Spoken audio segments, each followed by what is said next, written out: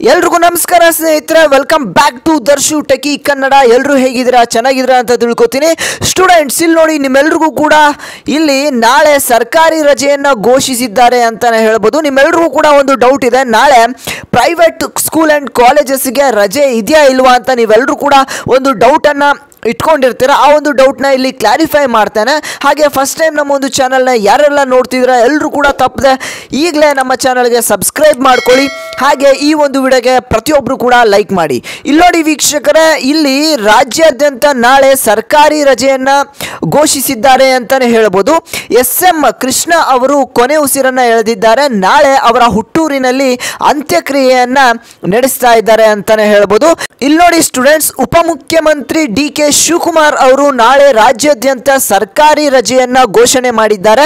ನಾಳೆ ಸರ್ಕಾರಿ ಕಚೇರಿಗಳು, ಎಲ್ಲ ಶಾಲಾ ಕಾಲೇಜುಗಳಿಗೆ ರಜೆಯನ್ನ ನೀಡಲಾಗಿದೆ. ಇಲ್ಲಿ SM ಕೃಷ್ಣ ಅವರಿಗೆ ಸಂತಾಪ ಸೂಚಿಸುವ ಉದ್ದೇಶದಿಂದ ನಾಳೆ ಸರ್ಕಾರಿ ರಜೆಯನ್ನ ಘೋಷಣೆ ಮಾಡಲಾಗಿದೆ. ರಾಜ್ಯಾದ್ಯಂತ 3 ದಿನ ಶೋಕಾಚರಣೆ ಇರಲಿದೆ. ಇಂದಿನಿಂದ ಗುರುವಾರದವರೆಗೆ ರಾಜ್ಯದಲ್ಲಿ ಶೋಕಾಚರಣೆ ಇರಲಿದೆ ಅಂತಾನೆ ಹೇಳ್ಬೋದು. ನಾಳೆ ಶಾಲಾ ಕಾಲೇಜುಗಳಿಗೆ ಸೇರಿದಂತೆ ಸರ್ಕಾರಿ ರಜೆಯನ್ನ ಘೋಷಣೆ ಮಾಡಿದ್ದಾರೆ.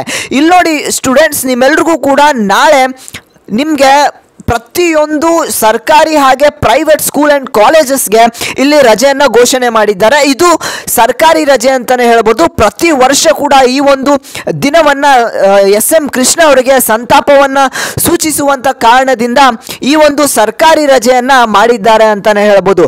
ದೇಶ ಕಂಡ ಸಜ್ಜನ ರಾಜಕಾರಣಿ, ಕರ್ನಾಟಕದ ಮಾಜಿ CM SM ಕೃಷ್ಣ ಅವರು ಇಂದು ಕೊನೆ ಉಸಿರೆಳೆದಿದ್ದಾರೆ. ವಯೋಸಹಜ ಕಾಯಿಲೆಯಿಂದ ಬಳಲುತ್ತಿದ್ದ ಅವರು ಸದಾಶಿವನಗರ ನಿವಾಸದಲ್ಲಿ ನಿಧನರಾಗಿದ್ದಾರೆ ಅಂತಲೇ ಹೇಳ್ಬೋದು. ಸ್ಟೂಡೆಂಟ್ಸ್, ನಿಮ್ಮೆಲ್ರಿಗೂ ಕೂಡ ನಾಳೆ SM ಕೃಷ್ಣ ಅವರು ಇಲ್ಲಿ ಕೊನೆ ಉಸಿರನ್ನು ಎಳೆದಿದ್ದಾರೆ. ಅವರಿಗೆ ಸಂತಾಪವನ್ನು ಸೂಚಿಸುವಂಥ ಕಾರಣದಿಂದ ನಿಮ್ಮೆಲ್ರಿಗೂ ಕೂಡ ಈ ಒಂದು ಗೌರ್ಮೆಂಟ್ ಹಾಲಿಡೇಯನ್ನು ಕೊಡ್ತಾ ಇದ್ದಾರೆ ಅಂತಲೇ ಹೇಳ್ಬೋದು.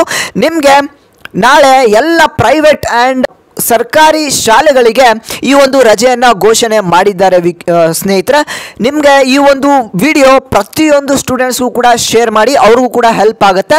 ಹಾಗೆ ನಮ್ಮ ಚಾನಲ್ನ ಯಾರೆಲ್ಲ ನೋಡ್ತಿದ್ರಾ ಈಗಲೇ ಇದೇ ರೀತಿಯಂಥ ಎಲ್ಲ ಅಪ್ಡೇಟ್ಸ್ಗಾಗಿ ಸಬ್ಸ್ಕ್ರೈಬ್ ಮಾಡ್ಕೊಳ್ಳಿ. ಹಾಗೆ ಈ ಒಂದು ವಿಡಿಯೋಗೆ ಒಂದು ಲೈಕ್ನ ಮಾಡಿ ಅಂತ ಹೇಳ್ತಾ ನಾನು ಮತ್ತೆ ಮುಂದಿನ ಒಂದು ವಿಡಿಯೋದಲ್ಲಿ ಸಿಗ್ತೇನೆ.